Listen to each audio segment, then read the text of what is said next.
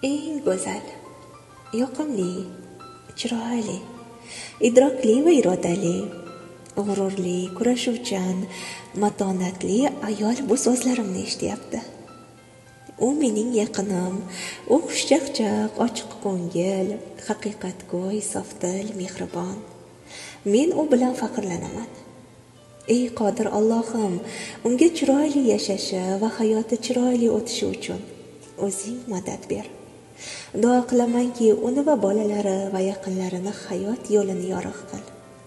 Kelayotgan Ramazonda tutgan ro'zalari, ibodatlarini to'liq ado etishi uchun unga kuch-quvvat bergin. Meni eshitayotgan go'zal va sohib jamol ayol, dunyodagi eng yaxshisiga, eng go'zaliga arziydigan, mehribonsiz. Sizni borligingiz uchun Allohdan minnatdorman. Boringizga shukr. Ushbu so'zlarni o'zingizga yaqin deb bilgan go'zal ayollarga jo'nating. Boringizga shukr. Ayol bor olam munavvar. Ramazonda farzandlaringiz, oilangizga tayyorlagan har bir taomingiz uchun Alloh behisob ajrlar bersin.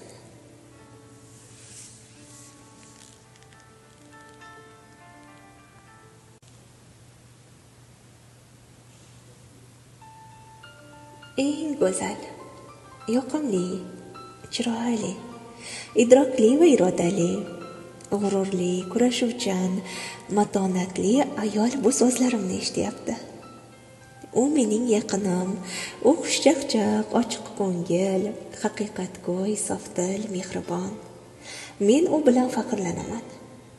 Ey qodir Allohim, unga chiroyli yashashi va hayoti chiroyli o'tishi uchun o'zing madad ber. Duo qilamanki, uni va bolalari va yaqinlarini hayot yo'lini yorug' qil. Kelayotgan Ramazonda tutgan ro'zalari, ibodatlarini to'liq ado etishi uchun unga kuch-quvvat bergin. Meni eshitayotgan go'zal va sohib jamol ayol, dunyodagi eng yaxshisiga, eng go'zaliga arziydigan, mehribonsiz.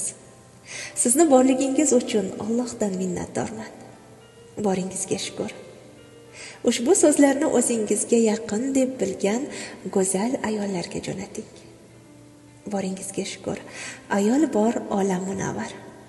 Ramazonda farzandlaringiz, oilangizga tayyorlagan har bir taomingiz uchun Alloh behisob ajrlar bersin.